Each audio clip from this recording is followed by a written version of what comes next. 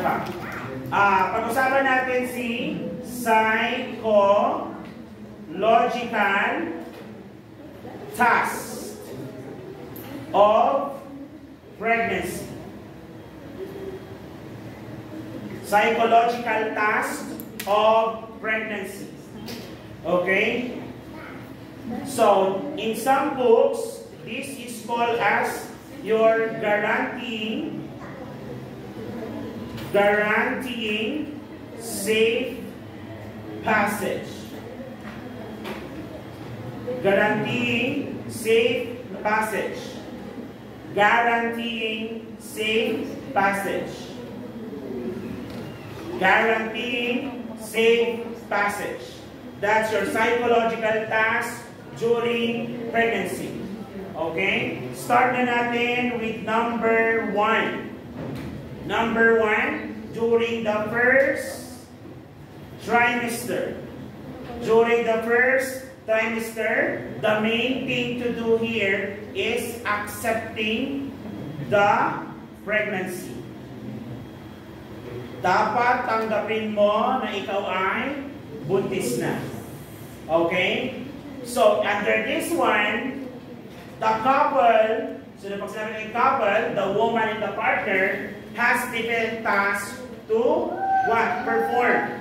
So, what are the tasks to perform? Woman.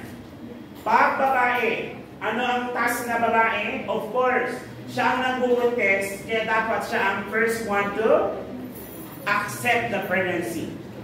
First task, accept pregnancy. First task, accept pregnancy. Another one, okay? Determine presumptive, ano isa? Probable and positive signs of pregnancy. So, determine the different signs of pregnancy, the probable, positive, and presumptive. The probable, presumptive, and positive. Okay? The probable, presumptive, and positive. Probable, presumptive, and positive. Now, partner naman tayo. Partner. So, ano yung partner niya? Of course, yung nakabuntis. Okay? For the partner, ano naman ang task ni partner? Okay? The task of the partner is also accept pregnancy, and realization. Realization of more responsibility. Ibig sabihin, ma-excite ka. God, magiging tatay na ako. Hindi yung, anong gagawin natin dyan? May kakilala ako mamihilo. Taga doon sa taon, huwag ganon. Okay? Pag-uusapan na rin yun. Okay? Ano pa? Provide support to woman. Diba? Kasama ka bang gumawa? Yes. So dapat kasama kang maghihirap. Because you are both pregnant. Hindi lang yung babae. Buntis kayong pareho. Ang nagdala lang yung babae. Okay? Kasi may limitation siya sa pwedeng gawin ng babae. So kailangan suportahan mo siya. Okay? Then ano pa? Active in prenatal. Okay? Active in prenatal care. Active in prenatal care. So, hindi ka lang dapat active during the making procedure. Dapat active ka rin sa post, okay, coital procedure. Diba? So, active in prenatal care. Dapat kasi nasama talaga ang lalaki para ma-experience na rin na nabubuntis. Kasi gano'n naman talaga. Okay? Would you agree, girls? Yes. Boys, would you agree? Pagod ako sir. Trabaho. Okay, very manly ang approach. Okay, next one, number 2. Number 2, psychological task. Second, try. Under your second try, so kanina sa first trimester, okay, accepting the pregnancy. Ngayon naman, accepting the baby. Accepting the baby naman tayo. Accepting the baby. So, ano ang ginagawa ng babae during the second trimester? Of course, number 1 na dyan, accepting the baby. Aside from accepting the baby, what else? The woman will feel quickening. Remember pa si quickening? Is this your fetal movement? Yes. Okay, and the quickening is the proof of child's existence. So, ang babae dito, makakaramdam ng overwhelming feeling. Ay, natalawa. Mararamdaman niya na ang pagsita-sipa ng bata. Next, at dahil nararamdaman niya na yung baby, it's real, okay, magkakaroon na siya ng anticipatory role. Ano ang kanyang anticipatory role? Being a mother. So, ina-anticipate niya na dapat na hindi na lang siya anak na babae. Hindi na lang siya kapatid na babae. Isa na rin siya ina. Am I right? So, yung hirap ng nanay niya ay mararanasan niya na din. Tama po ba? Yes, and this is the most important part of mid-pregnancy. Most important part of mid-pregnancy. Why is that, sir? Because it will make the woman prepared for the delivery.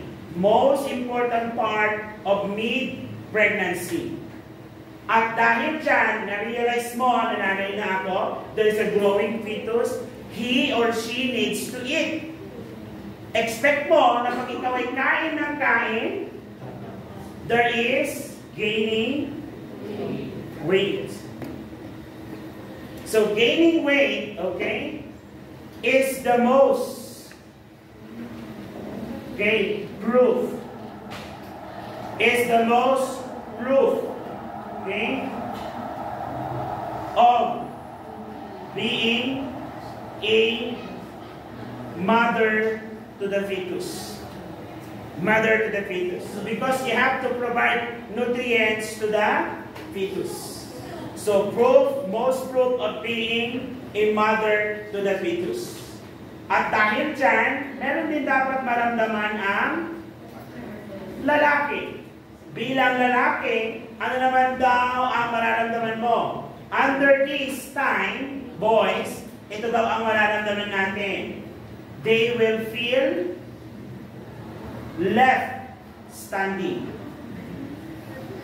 Pag sinabing left standing on the wing, kung dati madalas ang atensyon ng jowa mo ay nasa iyo, under this stage, you would notice na parang lumalayo siya, nawawala siya ng oras sa'yo, yung dating 6 rounds, wala na.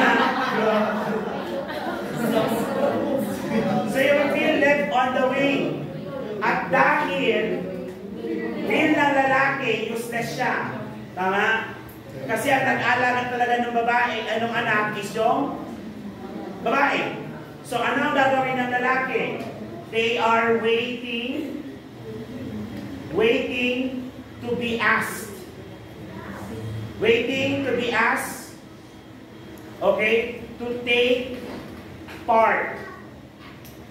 To take part in the event. Tatay ako ng bangsa bata. Ano naman ang gagawin ko? Ano naman kaya ang maiko-contribute ko? Dahil sa kanyang pag-iisip, ano gagawin ni tatay? Becoming more absorb to his work. Kasi ang mindset niya, magtatrabaho ako ng maigi to compensate. I will work hard to compensate, okay, for the feeling to contribute. Kaya ano mangyari? Sisipagin siyang mag-trabaho. So that's your psychological task. Ay, nanay siya, ako ang tatay. Since, okay, ang asawa ko nang nag-alaga, I have to make sure that I'll provide everything she needs, including the food. Okay? Na kailangan namin. Okay? Then the next one, almost done na po. Last na po ito. Okay? Last one, third trimester. Ano naman ang nangyayari sa third trimester? Accepting. Ano naman i-accept po dito? Accepting or preparing for parenthood. Parenthood. So the usual thing na ginagawa nyo bilang mag-jowa, nababawasan na. Okay? Yes, patapansin nyo ito. From 6 rounds to 2 rounds, to 1 round to no rounds. Binsan na lang kapag parehas kayo hindi pagod. Ganon. Okay? Sir, may feelings mo yan? Of course not. Ako pa ba? Okay. So, the couples, okay, begin nest building. So, kapag sinabing nest building, ano ang usually ginagawa ng mga mag-asawa pag malapit ng panganak? Yun. Nest building ang tawag doon. Bibili sila ng mga gamit. Okay? So, they will buy clothes. Ano pa? Ito pa, importanteng tanong. Sleeping arrangement. Magtatabi pa ba kami ng misis ko? Kailangan ba natin ng nursery room? O sa sahig yung sanggol? Okay, sleeping arrangement. Okay, buying clothes and ensure. Okay? Safe passage. And so, ensure safe passage. Ibig sabihin, safe na panganak. Are we clear? Yes. Okay? So, therefore, yan yung mga ginagawa natin in each stage of the labor. Or in each stage of the pregnancy. Those are the tasks that you develop as you progress with the pregnancy. For both the couple, the woman and the partner. Okay? Do you have any questions? Clarifications? Violent reactions?